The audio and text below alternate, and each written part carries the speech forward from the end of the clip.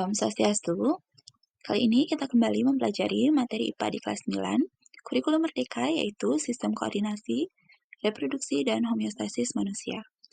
Sebelumnya, kalian sudah mempelajari terkait sistem koordinasi yang terdiri dari sistem syaraf, sistem indera, sistem hormon, dan zat adiktif.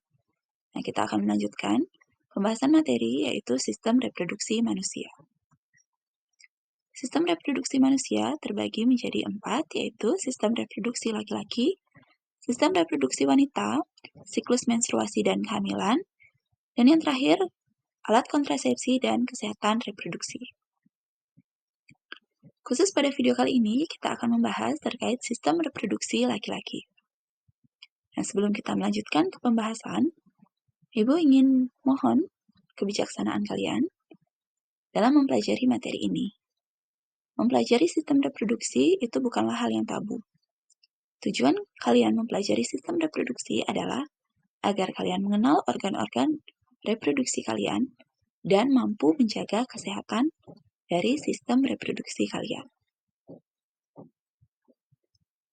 Sistem reproduksi manusia adalah sistem organ yang bertanggung jawab atas proses reproduksi, yaitu pembentukan individu baru, di mana sistem ini berbeda antara laki-laki dan perempuan.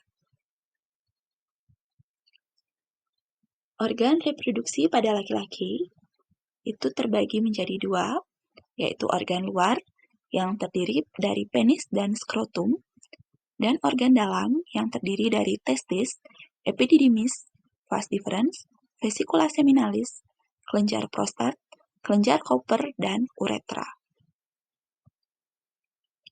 Organ reproduksi yang pertama adalah penis. Penis sebagai saluran urin dan saluran sperma, di mana saat melewati saluran ini, urin dan sperma tidak akan pernah melewatinya secara bersamaan.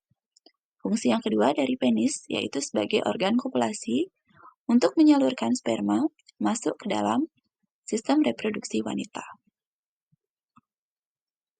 Organ kedua adalah skrotum. Skrotum berfungsi untuk melindungi dan menjaga suhu testis agar sesuai untuk produksi sperma. Skrotum berbentuk kantong yang ada di luar tubuh laki-laki dan agak menggantung di bagian bawah. Yang ketiga adalah testis. Testis berfungsi menghasilkan sperma dan hormon reproduksi laki-laki yang dikenal dengan nama hormon testosteron. Yang keempat, epididymis. Epididymis sebagai tempat pematangan sperma dan penampung sperma sementara. Yang kelima adalah vas deferens. Vas deferens sebagai saluran sperma dari epididymis menuju ke uretra. Vas deferens disebut juga saluran sperma. Yang keenam adalah uretra. Uretra berfungsi sebagai saluran urin dan saluran sperma untuk dikeluarkan dari tubuh laki-laki. Dan yang terakhir adalah kelenjar reproduksi. Kelenjar reproduksi pada laki-laki berfungsi untuk menghasilkan cairan yang nantinya akan bercampur dengan sperma. Ada 3 kelenjar reproduksi pada laki-laki, yaitu yang pertama, vesikula seminalis. Vesikula seminalis menghasilkan cairan yang bersifat basah, mengandung fruktosa, hormon prostaglandin, dan protein pembekuan. Vesikula seminalis ini juga berfungsi untuk menghasilkan cadangan makanan bagi sperma untuk selanjutnya disalurkan menuju kelenjar prostat. Kelenjar prostat itu menghasilkan cairan agak putih dan sedikit asam. Cairan-cairan ini antara lain asam sitrat, enzim, dan seminal plasmin. Dan kelenjar yang ketiga yaitu kelenjar Cooper yang berfungsi untuk menghasilkan lendir dan cairan yang bersifat basah yang bertujuan untuk membersihkan uretra dari sisa-sisa urin sehingga tidak akan bercampur dengan sperma. Proses pembentukan sperma di dalam testis dikenal dengan nama spermatogenesis. Sperma adalah sel kelamin jantan yang memiliki bentuk seperti kecebong. Terdiri dari 3 bagian utama, yaitu kepala, leher, dan ekor. Ekor pada sperma berfungsi untuk membantu sperma berenang masuk ke dalam sistem reproduksi wanita. Nah, adapun penjelasan secara singkat, proses pembentukan sperma hingga keluar dari tubuh laki-laki adalah sebagai berikut. Sperma dihasilkan di dalam testis, di mana testis pada laki-laki berjumlah sepasang atau 2 buah. Selanjutnya, sperma akan disalurkan menuju ke epididymis. Di epididymis, sperma akan dimatangkan dan ditampung sementara. Setelah siap dikeluarkan, sperma akan disalurkan menuju ke vas deferens atau saluran sperma. Selanjutnya, sperma akan masuk ke vesicula seminalis, kelenjar prostat, dan kelenjar Cooper yang merupakan 3 kelenjar reproduksi pada laki-laki. Cairan-cairan yang dihasilkan oleh kelenjar reproduksi ini dikenal juga dengan nama semen.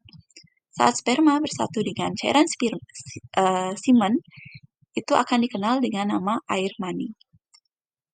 Nah, sperma yang sudah bersatu dengan cairan-cairan semen akan diteruskan menuju ke uretra untuk selanjutnya keluar dari tubuh laki-laki.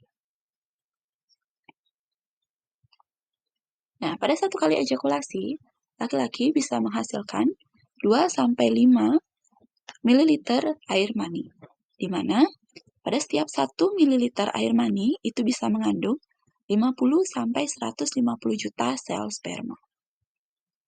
Namun, dari jutaan sel sperma yang dihasilkan, yang nantinya masuk ke dalam organ reproduksi wanita, yang akhirnya akan mampu menembus sel telur pada wanita, itu hanya 1 buah. Nah, proses bertemunya sperma dengan sel telur inilah yang dikenal dengan nama fertilisasi, yang selanjutnya akan menghasilkan zigot yang merupakan calon dari janin yang nanti berkembang menjadi bayi.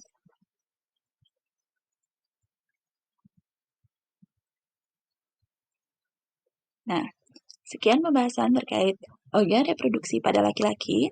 Nah, berikutnya akan Ibu berikan beberapa soal sebagai evaluasi. Soal yang pertama, berikut ini yang termasuk organ reproduksi pria.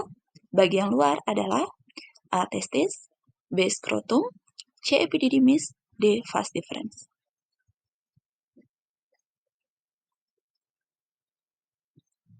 Oke, jawabannya adalah skrotum.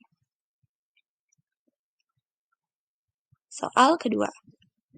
Organ reproduksi pria yang berfungsi untuk menghasilkan sperma adalah A. penis, B. testis, C. epididymis, D. kelenjar prostat.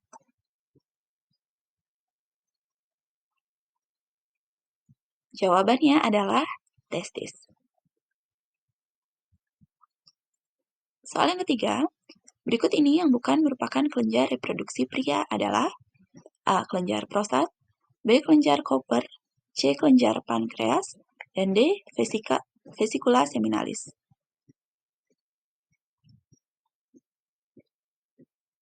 Oke, jawabannya adalah kelenjar pankreas. Yang keempat, hormon yang berperan sebagai hormon seksual pada laki-laki adalah A. estrogen, B. progesteron, C. adrenalin, D. testosteron. Jawabannya adalah hormon testosteron.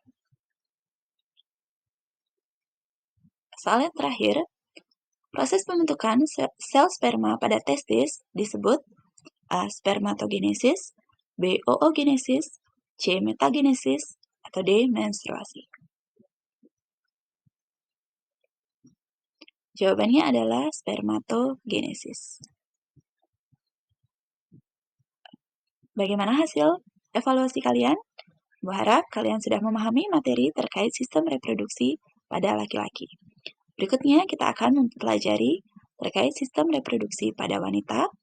Jadi tetap semangat belajar dan sampai jumpa pada video berikutnya.